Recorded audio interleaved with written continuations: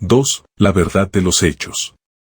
Apuntábamos que el hombre, en ocasiones de vacilación, se abstiene de escrutar lejanías y recobra su certeza con ver dónde pone los pies. Solo aspira a pisar terreno firme, practicable. El historiador del arte encontró su andar seguro ateniéndose a los caminos trillados y lugares comunes de la arqueología, ruta convertida en rutina, comprometedora del hacer concienzudo más que del pensamiento. Aceptemos que las aportaciones fueron, cuantitativamente, muchas, y que los historiadores efectuaron una faena necesaria, la consabida de llenar lagunas, cualesquiera fueran los escombros empleados, pero convengamos en que su obra no resultó suficiente, porque la historia representa muy otra cosa que acervo. La acumulación de referencias y la búsqueda del hecho por el hecho suelen carecer de sentido, convirtiéndose por ello, literalmente, en insensatez. Pues no siempre en la historia, como pudiera ocurrirle al filatélico, los hallazgos más insólitos son los de mayor valía.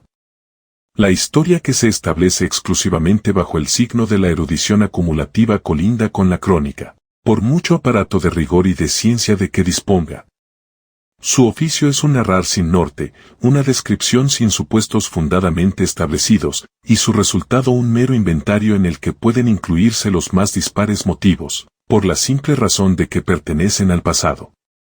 En su condición substancial, esta manera de historia es análoga a la de ciertos géneros de arcaísmo que se caracterizan por conceder primordial importancia a las partes, al fragmento tratado independientemente del todo, y debido a su noción analítica y cuantitativa, puede llevar a la creencia de que el conocimiento histórico estriba en recoger más y más minucias que, a fuer de fútiles, frisan en la curiosidad y en la extravagancia.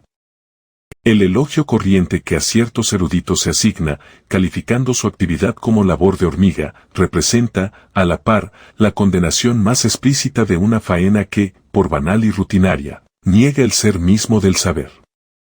El acucioso acarreo de referencias y el consiguiente almacenamiento de noticias históricas pertenecen a un orden que se haya determinado casi exclusivamente por la paciencia, y aunque quizá no haya ciencia sin paciencia, no basta paciencia sola para configurar un mundo que depende primordialmente de las ideas. Porque el conocimiento histórico, al igual que cualquier otro en plena autenticidad, no consiste en saber más, sino en saber de diferente manera, pues pensar es, siempre, proponer fundadamente aquello que no hay. De ahí que ahora tengamos plena conciencia de que las adquisiciones logradas con el juego de nuevos supuestos suelen ser de mayor entidad que aquellas debidas, exclusivamente, a una ampliación cuantitativa del repertorio de hechos conocidos. Ahora bien, la historia depende, además, de situaciones que la condicionan.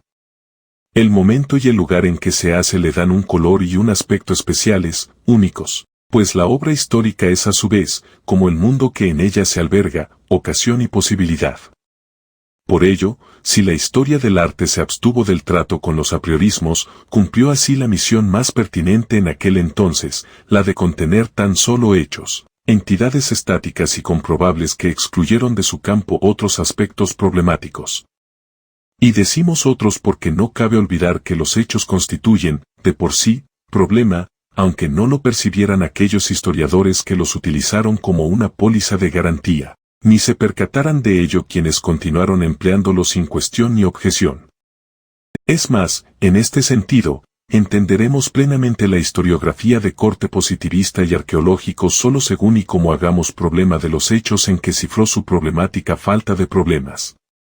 Cuando nos damos de bruces con lo incuestionable, aceptándolo en su forzosidad, reconocemos que es un hecho. Es un hecho que el sol brille o que la lluvia moje o que el pájaro vuele. Por cierto que lo incuestionable, propuesto de esta manera, parece pariente próximo del pensamiento de Perogrullo.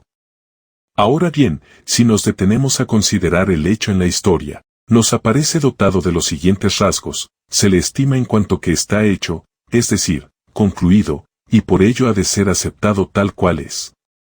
A lo hecho, pecho, hemos de cargar con ello, queramos que no, porque no cabe modificarlo. En esto reside su forzosidad. La forzosidad de que las cosas, en cuanto hechos, son como son y no pueden ser de otra manera, representa, en esta modalidad histórica, la certeza más absoluta. De tal guisa, el hecho, por inmodificable, y la verdad, por indudable o incontrovertible, se confunden y se hacen una sola razón. Pero ocurre que los hechos, aunque estén ya hechos, pues pertenecen al pasado, nunca podernos darlos por hechos en la historia. Hay que rehacerlos, elaborándolos de determinada manera. A este respecto, el positivismo arqueológico, ateniéndose a sus ideas de paso corto, los propuso, según vimos, sobre datos pretendidamente irrefutables, pese a que con semejantes precisiones solo se comprobara lo anodino. Sin embargo, al proceder sobre datos comprobables se omite o se desconoce que los llamados hechos fueron originalmente actos y obras, ejecutados con cierta mira o pretensión. Cuando se prescinde de esta condición primordial del hecho, la historia termina desvirtuándose en crónica, que, contra lo que su nombre indica, es acronía pura, rotunda intemporalidad. Es más, en este sentido, entenderemos plenamente la historiografía de corte positivista y arqueológico solo según y como hagamos problema de los hechos en que cifró su problemática falta de problemas. Cuando nos damos de bruces con lo incuestionable, aceptándolo en su forzosidad, reconocemos que es un hecho. Es un hecho que el sol brille o que la lluvia moje o que el pájaro vuele. Por cierto que lo incuestionable, propuesto de esta manera, parece pariente próximo del pensamiento de Perogrullo. Ahora bien, si nos detenemos a considerar el hecho en la historia, nos aparece dotado de los siguientes rasgos: se le estima en cuanto que está hecho, es decir, concluido, y por ello ha de ser aceptado tal cual es. A lo hecho, pecho, hemos de cargar con ello, queramos que no, porque no cabe modificarlo. En esto reside su forzosidad. La forzosidad de que las cosas, en cuanto hechos, son como son y no pueden ser de otra manera, representa, en esta modalidad histórica, la certeza más absoluta.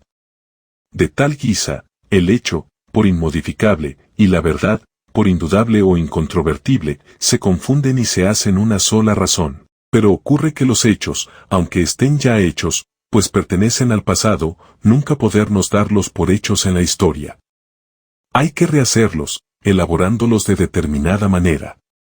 A este respecto, el positivismo arqueológico, ateniéndose a sus ideas de paso corto, los propuso, según vimos, sobre datos pretendidamente irrefutables, pese a que con semejantes precisiones solo se comprobara lo anodino.